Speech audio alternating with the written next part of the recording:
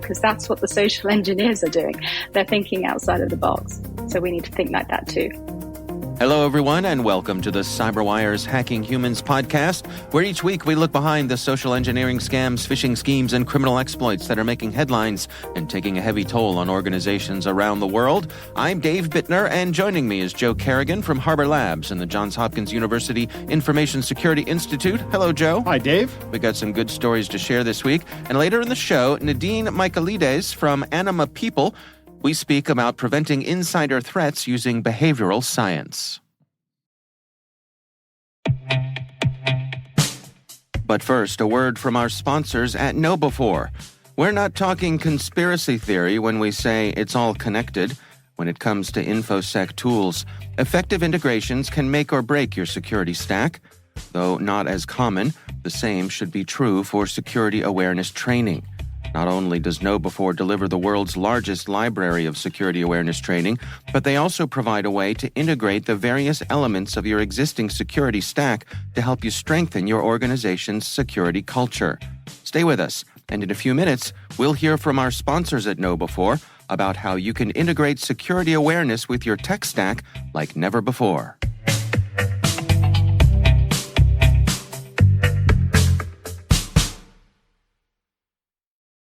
All right, Joe, before we jump into our stories here, we've got some follow-up. What do we got here? Well, Dave, you remember last week I talked about the story about buying my wife an iron, right? Yes, I do. Yes. So that she could be so she can quilt things. Right. She actually has a Facebook page for her quilting stuff. Okay. And somebody reached out to her by the name of Kaufman Frank, right? Which is interesting that they have a first name for a last name and a last name for a first name. I was thinking the same thing. Right? Yeah. And it starts off great. It's because this page has a picture of my wife's smiling face on it, and I think she's a very attractive woman, of course. It says, "Hello, pretty lady. How are you doing? I hope you have a great." Now, I am an administrator on this page, so I get this message on my Facebook Messenger too. And I immediately go, "A great what?" And he doesn't respond. I say, "A great what, Kaufman Frank? Don't leave me hanging, Kaufman Frank." And he says, "A great day, my dear." "Oh, thank you, Kaufman Frank. You have a great day too." And he says, "Okay, you have a beautiful name. Where are you from?" And I say, "The U.S." Where are you? And he goes, "Oh, nice place to live. Am from Hawaii. It's my pleasure to meet you. How is everything over there and the weather condition?" So what do you do for a living? And you know what I said? I said, "I have a podcast where I talk about people who try to trick or scam people online. You should check it out." Very nice. And he responds, "Really?" I said, "Yes, really. What do you do for a living?" I say, "Well, the podcast for one thing. Don't you want to know what the podcast is called?" And now this is where it gets interesting, Dave. And this is why this is not a catch of the day, but a follow-up thing. Yeah. He goes, "Is called Alaye, Alaye."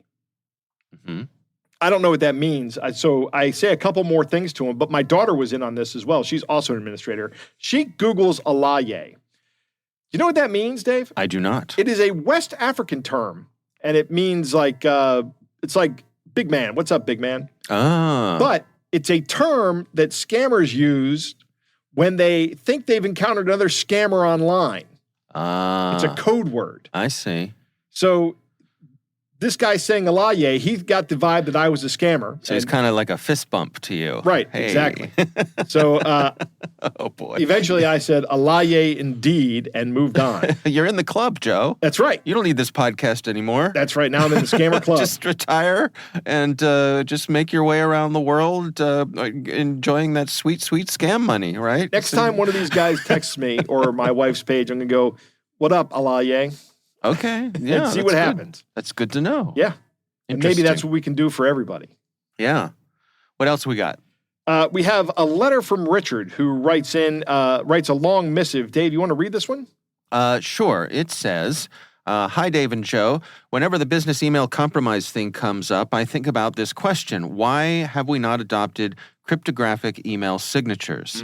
On the few occasions when I've had this set up properly with some other people, I get a great big red banner in my email client warning me if I get an email without a valid signature.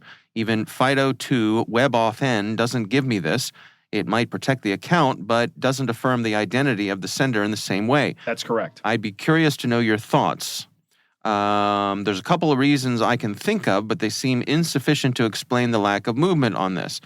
One, the technical types and their leadership think that everyone will have to deeply understand asymmetric encryption to be able to use a system based on something like PGP signing, and it's too complicated, so it will never catch on, and we'd never be able to make the tools based on it that people could understand how to use. Second, it seems like it's a collective action problem. It needs some piece of software infrastructure to be built, maintained, and operated. Infrastructure that's of critical importance and has some serious engineering involved to do it right. No one seems to want to pay for this or step up and take on the liability. And he says government would seem to be the obvious candidate to do this, but they seem to lack the technical know-how in the right places. Yeah. Let's pick it up here. There's a lot more to this email that we don't have time to dig into, Right. but I think we've got enough to Yeah, this is an go excellent with. question. I've worked in organizations where management all had to have certificates on their email. Yes. And if they sent email out that did not contain the certificate, you very quickly saw them send the email again with the certificate. Oh, they got a smack on the wrist or something? Somebody would send an email to them and say, "Is this you? Because this isn't signed." Ah. And they'd just go in and copy and paste the email and send it again with the signature. Right.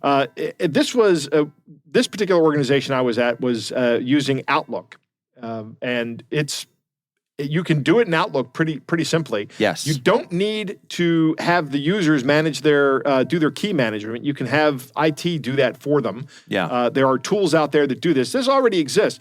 This is an excellent question that Richard is writing. Why has this not been adopted more? It would be a great way to secure the emails being sent. Mhm. Although I don't know that it helps you much in email account takeover.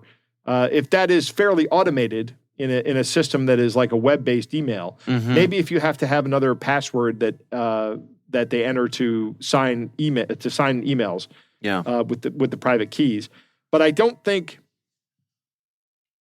you have to do that with the way Outlook does it. I think the keys just sign it, but you Yeah. have to have the keys present on your computer to sign the emails. I'm familiar with what you're talking about with Outlook. I have experienced that myself. But I've also experienced the flip side, which I think is what Richard's describing here, and I'm going back a ways. Someone would try to do this, use PGP on their Right. email, and you then- get an email from them and it'd just be like, oh. You can't open the email. Right. Right. So it never reached the point where it was built in. Even the option of having it would be built in. And I think if we were going to have this, that would be the first way to have it, is that it could be optional, and an extra little bit of assurance, so that if you got an email from someone and it were properly signed and all that kind of stuff, Right. there'd be a little flag that would say, hey, we can verify this email came through. It was encrypted. It is who they say they are. And just so you know, that's what we think about this. And Yeah. that would be great. It would be if these things were signed with certificates from some trusted root authority. Right. Which Right. I think that's how it works, but the infrastructure may not be there. And if you're right, if you send me an email and I don't have that set up, not configured on my system, what happens? Yeah, I mean, there needs to be some kind of a fallback. Right. And maybe the fallback says, hey, we couldn't verify this, or this came through this way, or, Right. whatever. I do believe that I think Gmail is now encrypting everything internally. So if you're emailing between Gmail users, Right. I believe there's encryption happening there now. And I think that's in the past year or so that's become the default. I remember reading something about that, but I don't know the technical details of it. Yeah. But I think Richard's point is excellent that why hasn't this happened? Right. It's a good question. And I suspect it's because email's been around for so long, and Right. kind of the federated nature of email. It'd be a hard thing to get everybody to sign on to. But he's absolutely right. And it's surprising to me, and I share his frustration, that there hasn't been some kind of a simple solution that's gotten any sort of serious traction. I agree. There should be this should be integrated into a lot of our clients that we use. Mm-hmm. Mm-hmm.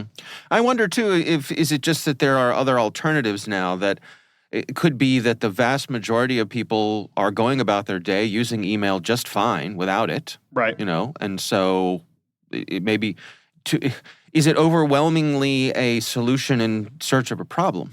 Right. Could be. And the people who need encryption know how to get it. At Harbor Labs, we use an end-to-end encrypted chat for most of our communication now. Right. We don't really use email very much. I mean, the only time we use email is to communicate with outside customers.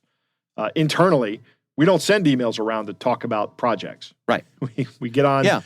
We get on the chat system and we talk there. Right. Yeah, and certainly things like Slack and Microsoft Teams and all the different things that do that. They have varying degrees of security themselves. Yeah. But you're right. They've largely replaced emails for that kind of communication. That is 100% correct. I think for the better. Yes, I would agree. Yeah.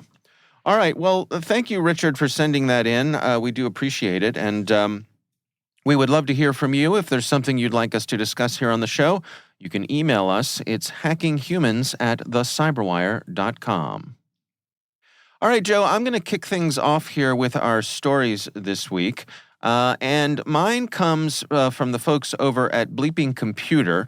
And it's a story titled Hackers Push Malware Via Google Search Ads for VLC, 7-Zip, and CCleaner.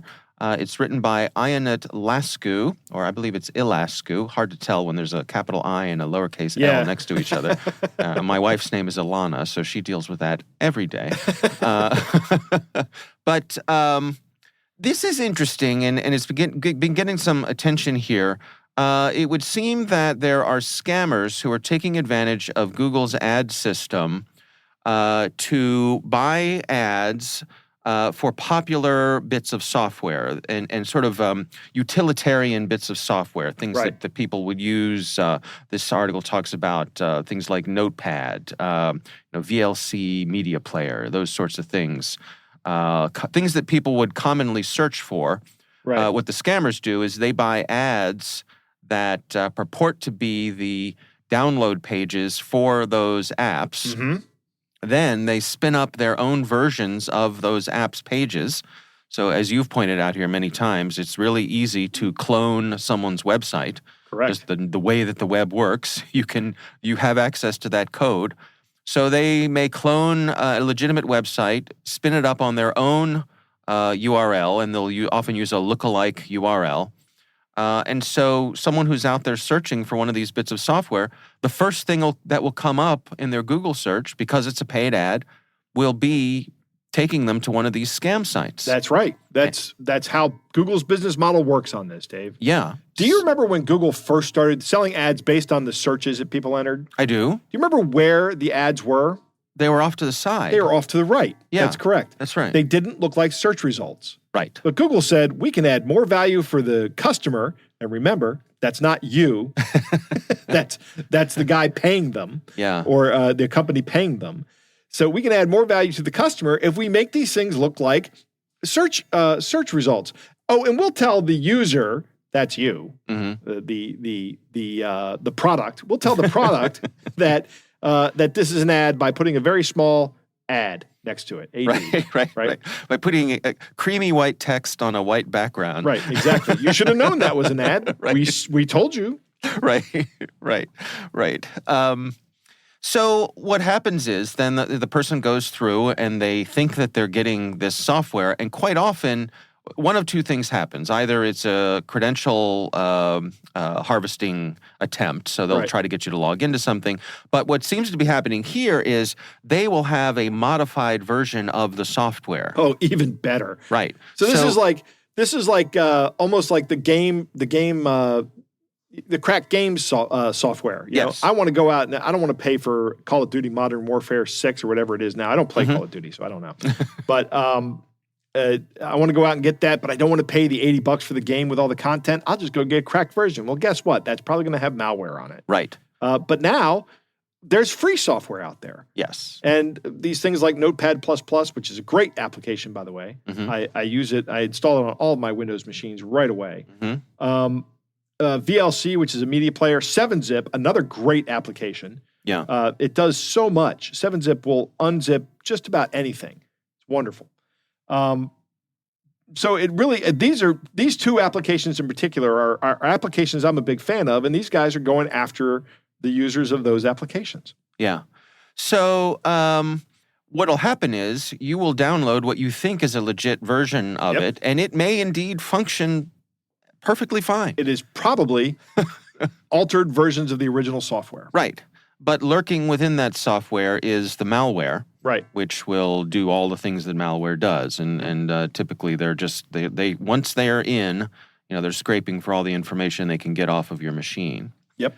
So I was a bit curious about this. And so I did a little searching on my own. One of the pieces of software they talk about here is a open source 3D modeling and rendering package called Blender. Are you familiar with Blender? I have installed Blender. Yeah. I got a 3D printer for Christmas, Dave, so Ooh. I'm trying to do some 3D modeling now. Okay. So they talk about Blender here, and they show some of the search results that they got for Blender. So I did a search for Blender 3D myself, and I did it in two different browsers. So first I did it in the Brave browser, which I will say is my current browser of choice. Racking up those basic attention tokens, Dave? I kind of ignore that part of it. Okay. I know they're there, and actually Jason and Brian over on Grumpy Old Geeks give me a hard time about it because of that part of it. But I don't use that part of it, but I enjoy the stuff that's built into Brave to block ads and all the security things that are built into it. Right. And it's a Chromium-based browser, it works well with all the stuff you need it to work on. So I did a search for it in Brave, and the first thing that came up was the actual blender.org website, the one from the company. On Brave? On Brave, and doing a Google search. Okay. So I go to google.com, I type in Blender 3D, and the first thing that comes up is blender.org. Now, this is because Brave is blocking the ads. Right. They're not letting the Google ads come through. Correct. Yay, Brave. Yes. So then I went over to Safari, Apple's, branded, their own browser, and I did a search for Blender 3D. And sure enough, the first three results are all ads. And they say Blender 3D download, and it's from blender3d-software.com. Another one says Blender 2023 download. It's from blender3ds-download.org. There's one that says Blender 3D models. It's from blender.online, and the N has a little accent mark above it. So not a real N, Joe. Not a real N. No, that's a different Unicode character. Yeah, and so the fourth one is the actual blender.org organization. Yes. Now, here's another little tidbit here, is that in this article that we're referencing, they say they reached out to Google, and Google took down the ads for all these malicious sites. Probably issued a stern statement that we don't support this kind of behavior. Right. Yeah. But as we record this, one of the ad results that I got is the exact same malicious ad that they're showing in the article here. So great. I'm guessing Google did a little round of whack-a-mole. Yep. And it's back. Sure.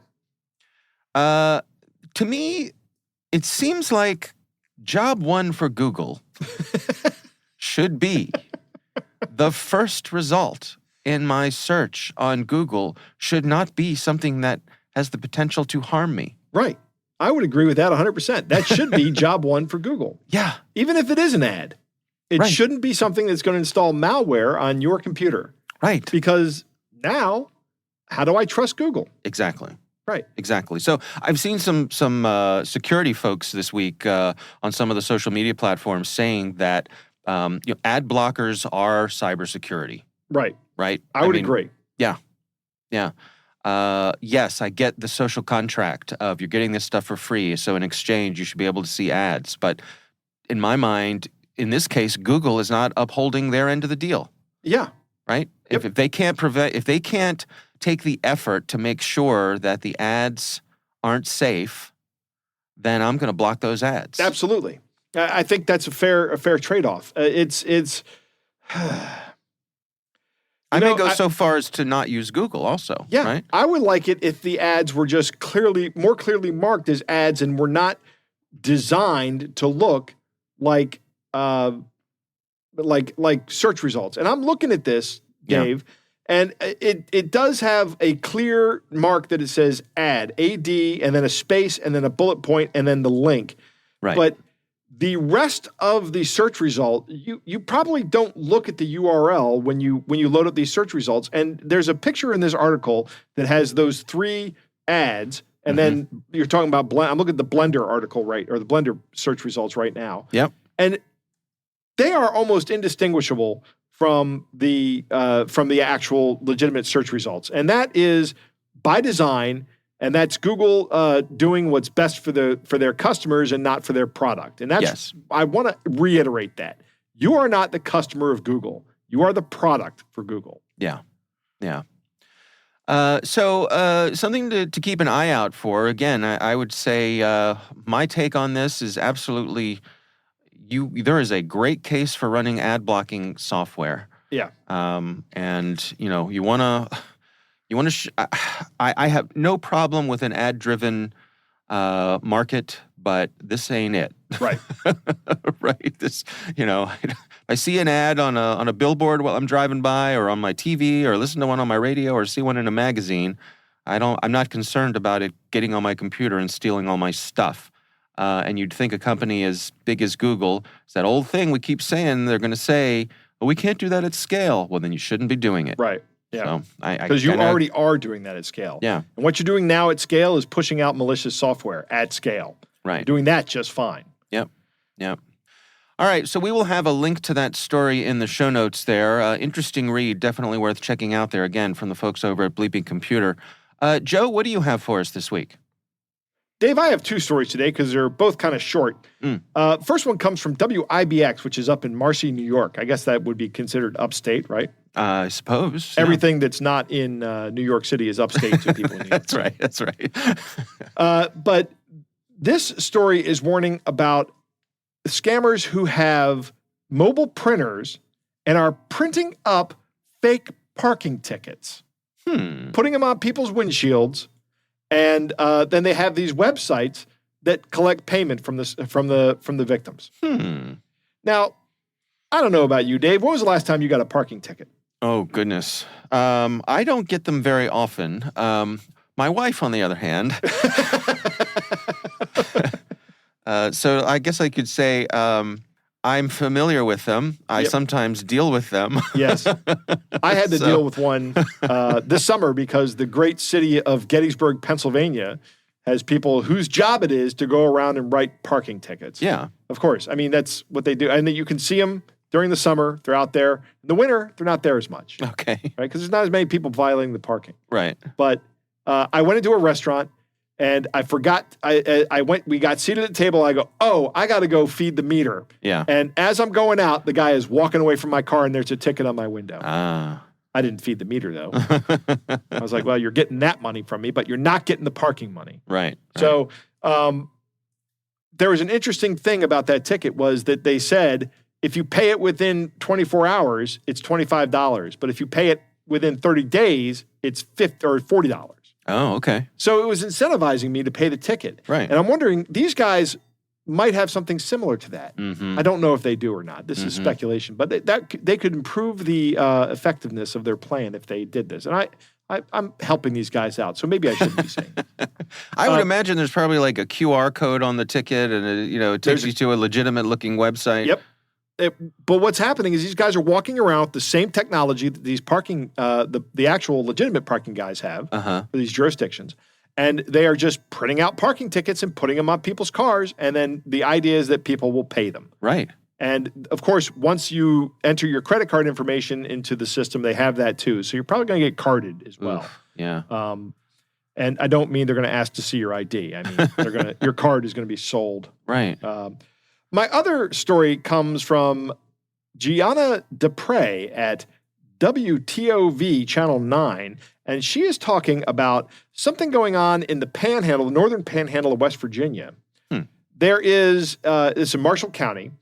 It is a scam where somebody is dropping off on people's doorsteps. They have a picture of this guy dropping off on people's doorsteps a flyer that says you've been selected as one of 100,000 people to receive a like a $300 or $50, and it says USD, right? Mm-hmm, mm-hmm. Nobody in America says USD. When we say dollars, we just say dollars. That's just right. like people in Canada, they say dollars and they mean Canadian dollars, and people in Australia say dollars and they mean Australian dollars. Yeah. The only time I'm talking US dollars is when I'm talking to somebody in Australia or Canada, right? Yeah. But if I was somebody from Walmart, I wouldn't tell an American, you got a gift card for $50 US, and that's one of the tells that this is not real. But attached to this piece of paper is, you want to guess? A Walmart gift card? No. Oh. A USB drive. What? Yep. USB drive. And the instructions say... a brand new Mercedes-Benz. Right. The instructions say, put this into your computer and then call this number. Nobody should do this. Nobody should ever do this. Somebody gives you a USB drive. I don't even take the USB drives at conferences anymore. Yeah. I just think that there's, I did take one time and I put it into a computer and it had like multiple partitions on it. And I was like, this is a security company just gave me this. I wonder what I just did. These guys were pretty advanced too. Yeah. Well, and we've heard stories about, bargain basement USB drives coming over that already have malware installed on them before part you of the put business anything model on of the them. manufacturer. Yeah. Is they're just selling these things. They're selling them at a loss or maybe not a loss, maybe at cost, because they know their profit model is coming from the malicious software that they're going to install. So I'm minding my own business. I leave my house. There's a flyer on my door. Attached to the flyer is a USB drive. Right. And it says, good news, you're a winner. Right. All you got to do is stick this in your computer and profit. Yep. And the Marshall County Police are asking anybody that receives them not to plug it in. Don't plug it in. Don't call the number. Wow. And that's my advice too. And now this is not a free scam. This is not like an email scam or something like that. First off, somebody has to invest the time to walk around and hand these things out. Well, it's bold too because, how many, I'd say, I don't know, 1 out of 4 of my neighbors has a Ring camera. Oh, they got a picture of this guy. Yeah. From a Ring camera. It looks like they got a picture from a Ring camera. Right. He's wearing gloves, so he doesn't leave fingerprints behind. Mm-hmm. Is he wearing a mask? I don't think he's wearing a mask in this picture, Dave. It's you can see his face pretty well. And it should be easy to ID the guy. Maybe the cops will swing around and pick him up. He might not even be in on the scam. It might just be somebody said, "Hey, I'll give you $20 to go blanket this neighborhood with these flyers." Right. Yeah. And that could be it. He just could be some guy that they asked to do that. I mean, that's if I was going to run that scam, that is exactly what I would do. You wouldn't catch me on somebody's porch cam. Right. It would be some poor schmo that I tricked into doing it. Your previous story about the fake parking tickets reminds me of a story I heard a while back about. It was about a strip mall that put in their own parking meters. So the meters looked like they were municipal parking meters. Really? Yeah, but they were not. The strip mall owner just put in a bunch of parking meters.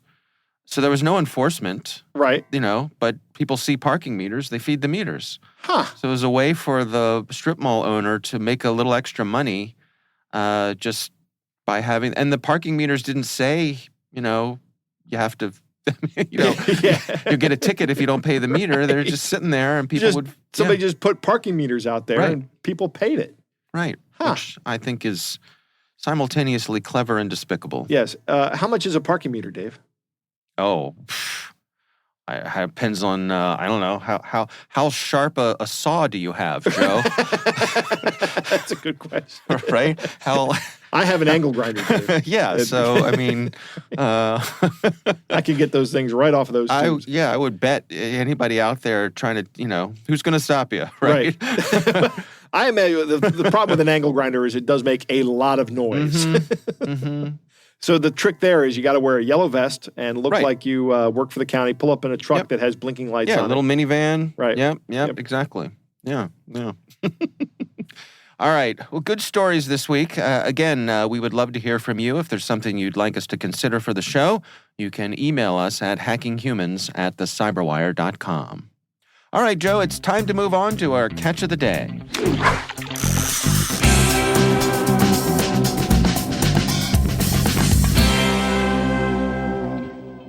Dave, our catch of the day comes from Penny, who writes, "This one almost got me, even though I haven't used McAfee for 5 to 7 years. It's still installed on my personal laptop that I never use, which is why this email made me do a double take." So I picked this one because it's exactly the kind of thing that these things look for. Yeah. And Penny's experience is what they're banking on. Okay. It says, "Dear customer, we want to inform you that the PC and network protection package you selected has expired today and will renew on January 9th, 2023. The requested plan updates is restarted, and the $329.99 membership fee is deducted from the available balance, which will appear on statement shortly. This notice indicates that you authorize the auto debit payments during the activation procedure, and the same fee will be paid the following year."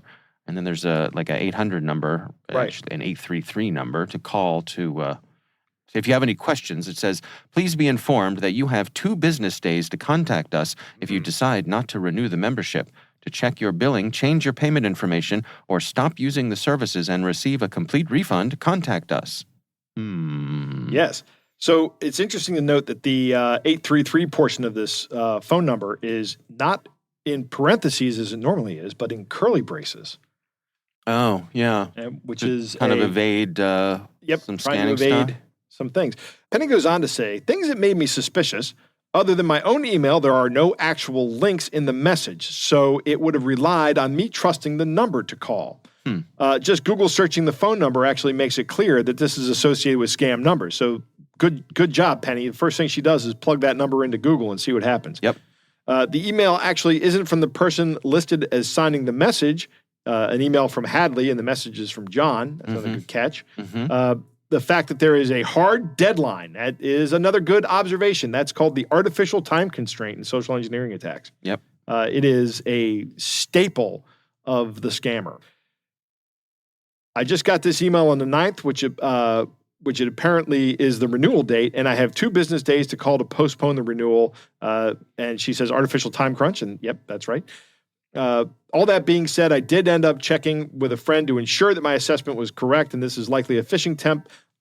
Love the show and all that you do. Yes, Penny, I guarantee you this is a phishing attempt. Good catch, and thank you for sending it to us. Can we just say hats off to Penny because she's just did just about everything right here? Everything. This is, 100%. Right. Yeah. Penny, I'm your biggest fan. This is awesome. Including sending it to us. Right. So. Yep. Exactly. Thank you. You did everything right from front to back here, That's Penny. That's right. All right. Well, again, thank you for sending that in, and we would love to hear from you. If you've got something you want us to consider, send us that email.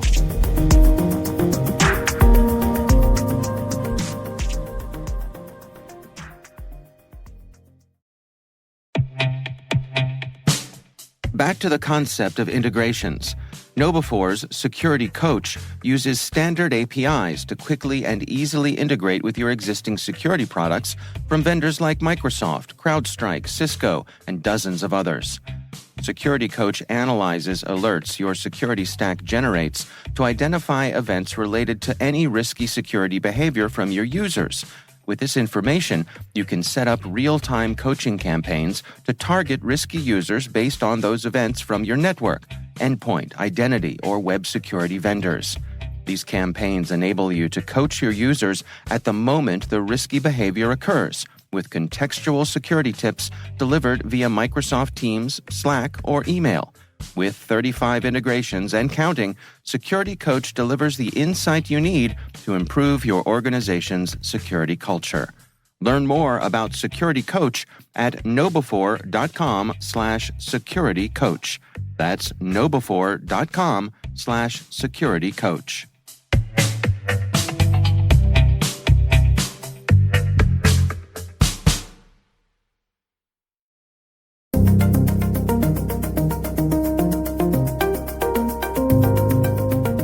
I recently had the pleasure of speaking with Nadine Michelides from Anima People, and our discussion focused on preventing insider threats using behavioral science. Here's our conversation.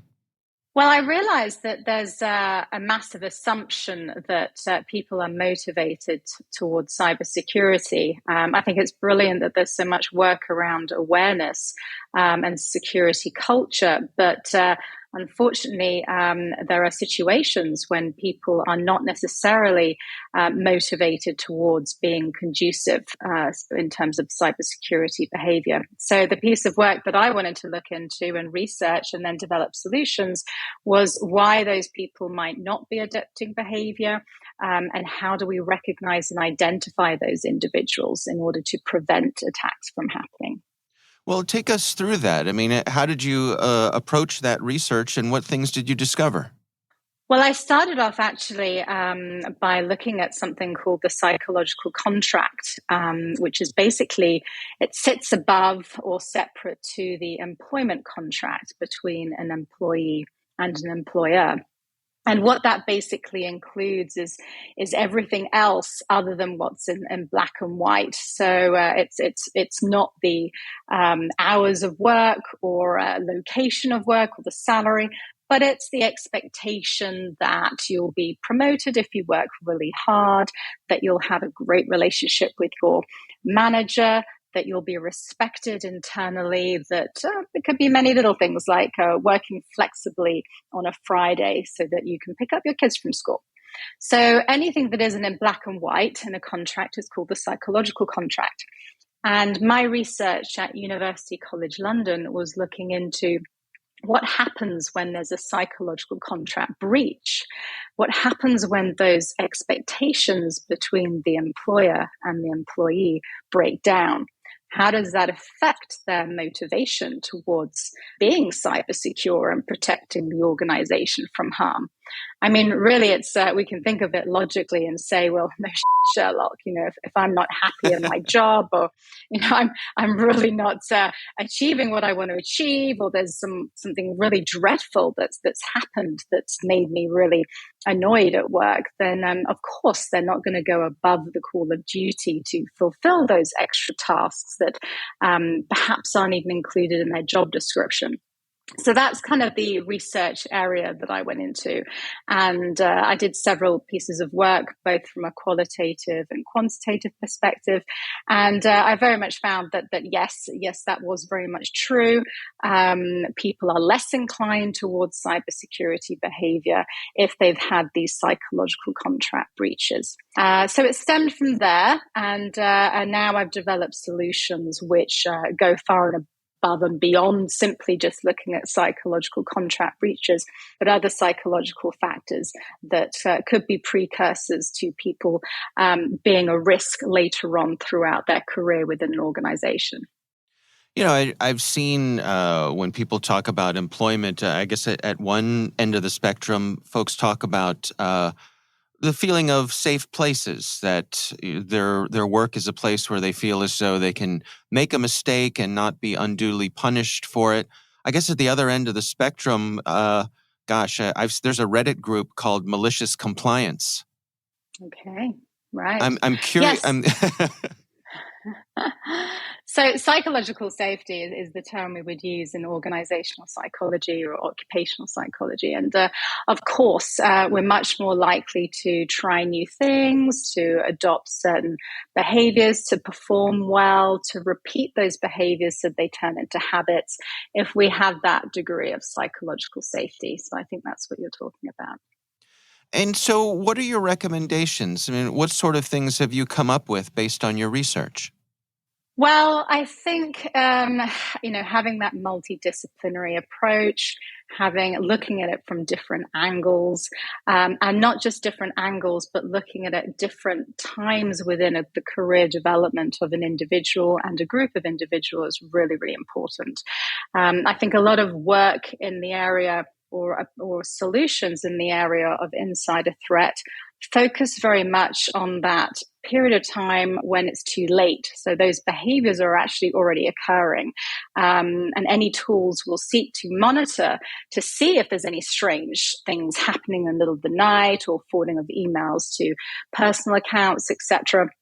But fail to actually work with HR, as one example, or look at the individual right at the recruitment and selection stage to really understand what is this individual like, what is their profile like, what are they motivated towards, what are their aspirations, how are they likely to behave given certain scenarios. And that's the bit that I'm really interested in. And I think the current cybersecurity teams are missing a trick by not sort of trying to understand that individual right from the start. And also to look at the current human factors environment, the landscape, in terms of, what does their organization actually look like from a risk perspective in terms of human factors. It's not just about having those behaviors, it's about understanding the motivation behind those behaviors. And there's nothing currently there that does that. So that's very much been the focus of my research and the developing the solutions that we've developed. It's really a fascinating point that you make. And I think about hiring someone for a technical role, and I could imagine that, perhaps they wouldn't have as much scrutiny when it came to their forward-facing personality as, say, someone who is going to be in a customer service kind of role. I mean, is that a shortcoming? Is it something that we should be paying more attention to? I think, there's been a lot of work over the last 30, 40 years around developing organizational culture and deciding what your vision, mission, and values are as a team, and really having those sort of psychometrics or recruitment and selection assessments that try and fit those people to the teams. But what isn't there currently is understanding whether that person not just fits the values, which can be quite high level and created perhaps 20 years ago, but their security values, their security culture. Is that person going to be a great role model in terms of being an ambassador for security culture? And that's really where I think it's of extra value that HR and the cybersecurity teams work together to identify that. And how specifically could they do that? Is that part of the onboarding process? So in the same way that you would, it's kind of expected these days, particularly with large organizations, that you would do some sort of psychometric testing as part of the recruitment and selection process to try and see if you're a good fit for the team. And that should never be the decision-making factor, the results of those tests. It should always be competency-based or interviews, unbiased interviews. But they can be there as a key indicator to try and help that decision-making process and understand the needs of that individual once they're employed. So in the same way, there are assessments out there, including ours, only ours, that look at that from, let's be honest, that look at that from a security conscious perspective. I'm curious, does your work help on the other side of things as well? I mean, if we have a problem, if we have a situation, can the work that you've done inform whether or not we're likely to come to a solution with an individual, or perhaps it's best that they get cut loose or they move on? So you mean if there's been an insider attack? Right.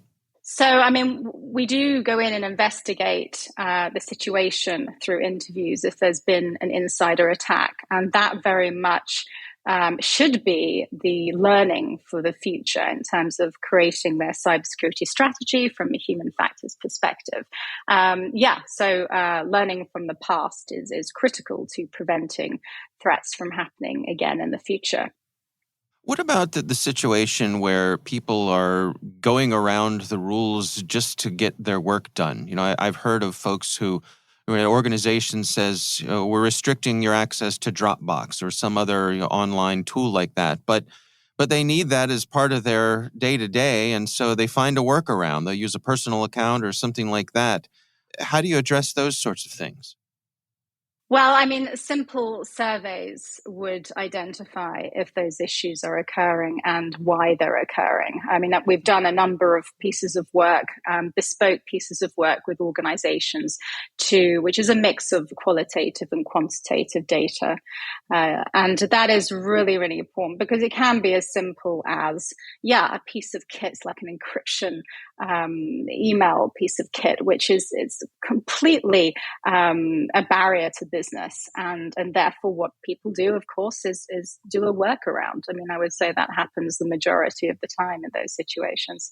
So understanding what those barriers to business are really important in preventing any insider attacks from happening. Do you find that there are any common misunderstandings when it comes to HR and relating to the behavior of their employees? Are there places where they think they're probably doing better than they actually are? Well, it's a tricky one. I mean, I would say normally the issue is a lack of communication between the two teams or working in silo on projects rather than understanding what the impact of their pieces of work are on the other department. I haven't noticed so much of a conflict between the two teams. But interesting question. Why do you ask that? Well, I guess it's not uncommon for folks who've been at something to fall into their own patterns and habits and beliefs. And certainly interpersonal relationships and communications can be kind of fuzzy. So I could see how it would be easy for biases to kind of sneak in there and, to the point of, well, that's the way we've always done things, or that's the way I always evaluate people. And it seems to me like part of what you're doing is getting in here and kind of shaking things up, but doing so in a way that is backed by science and research. Yes, absolutely. And I think, HR is a very important part of that, as are the awareness teams, the communications teams, as you mentioned. I mean, there are a number of people usually, certainly in larger organizations, that have a responsibility to ensuring that the organization is secure and recruiting in the right way, monitoring not just behavior, but attitudes, for example, towards cybersecurity, and having the correct controls in place from onboarding to exit strategy. So, there are a number of people and teams that should be involved in the protection of that organization in terms of insider threat or otherwise from, just cybersecurity generally. Security very much relies on those teams communicating together, having projects that run across those departments, and understanding that, whilst we have our tasks and our responsibilities and deliverables and deadlines, actually, sometimes there are curveballs, and sometimes there is some things that we may not have thought of. So that sort of creative thought, thinking outside the box is absolutely fundamentally important, because that's what the social engineers are doing. They're thinking outside of the box. So we need to think like that too.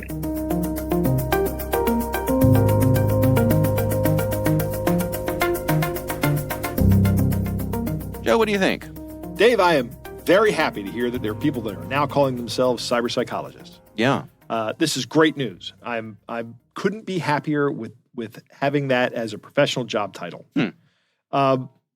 Nadine talks about the psychological contract, and that's not anything that's been written down. Mm-hmm. I tend to be kind of cynical about the psychological contract. All the beliefs that Nadine mentioned, like the opportunity for promotion, the opportunity, the performance. I don't know. I'm much more cynical about that, and I've become much more cynical as I've gotten older. But when I was young, I was very optimistic about that. Mm-hmm. That's sort of the things that an organization will dangle in front of you to. Right. Yeah. Right. Yeah. And that is particularly true in larger companies. I am in a smaller company right now and in an academic setting, and those are vastly different. Yeah. And I've been in a smaller company now. I haven't been in a large corporate environment for probably 13 years. Mm-hmm. So it's vastly different, and I much more appreciate working in the small corporate environment. And I really like the academic environment. That's pretty nice. Yeah. Lo and behold, people are less involved when employers violate this psychological contract. Right.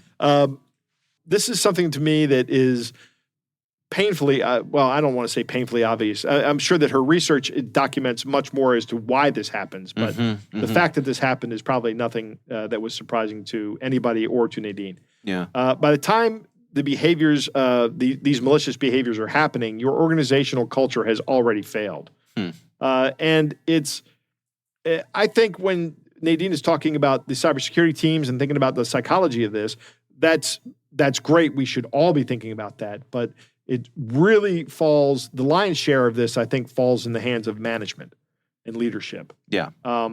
That's where I'd put the blame. And this is something I've never thought of before. This is kind of a new thing. The impact of how employers treat people is a cyber risk. You always run the risk of angering somebody into a malicious behavior, and that the insider threat. We think about that when we think about the insider threat. Right. But I think the bigger risk rather is inducing apathy. I think that's where you're really going to lose people and you're really going to suffer damage. Is when you violate this psychological contract to the point where people just don't care. Because if you do that, it's a lot easier to do that to people than it is to get them to motivate them to do malicious things. There are some people that you can never motivate to do malicious things. Yeah. But you can motivate just about everybody to not care about the organization. That's easy. Your question, are there places where HR is not doing as good as they think they are? Yes. I will answer that question with a solid yes. And one of those big areas is recruiting. And this is especially true in larger organizations. I think there is a real disconnect between HR and hiring managers. And I have worked at some organizations that have had some awesome recruiting groups. Yeah. And I've worked at organizations that just make it part of their HR department. I don't know that recruiting and HR are the same thing. I think that they should be distinctly separate. And that recruiting, somebody who does recruiting should not answer to somebody who runs HR. I think this is my opinion. I'm pontificating now, but I really don't think those are the same thing. HR is someone that's there to kind of protect the company and keep people in line and make sure that nobody does anything that they shouldn't be doing. Make sure that sexual harassment is the first thing that comes to mind. That's always a big HR task. Right. And as well it should be. It's not something I'm diminishing here. It's something that's very important. We should all have a workplace we all feel comfortable going to, and that's HR's job. But getting people to come to the workplace, I don't think that's HR's job. I think that's a distinctly different skill set that requires a different kind of person to do. This is not a management task. This is almost a creative task. And I've worked in organizations where the recruiting department, I got hired one time inside of 1 week. With an internal recruiting department. And it was amazing, an amazing experience all around. And I still keep in touch with the person that ran that recruiting department. And now she is actually head of HR at another company. So, but they focus on recruiting most of the time. Yeah. But that's enough out of me. I thought this was a really good interview. I'm very happy, like I said, to hear people talking about cybersecurity or cyber psychology coming together. That is fantastic. Yeah, a really interesting angle that we don't often hear much about. So and I think Nadine had a lot of cool things to say. Well, again, our thanks to Nadine for joining us. The organization is called Anima People, and we hope you will check them out.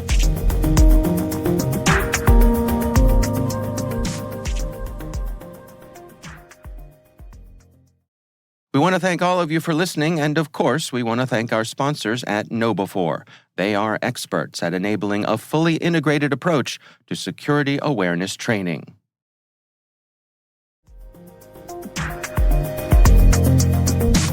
That is our show. We want to thank all of you for listening. Our thanks to Harbor Labs and the Johns Hopkins University Information Security Institute for their participation. You can learn more at harborlabs.com and isi.jhu.edu. The Hacking Humans podcast is proudly produced in Maryland at the startup studios of Data Tribe, where they're co-building the next generation of cybersecurity teams and technologies. Our senior producer is Jennifer Iben. Our executive editor is Peter Kilpie. I'm Dave Bittner. And I'm Joe Kerrigan. Thanks for listening.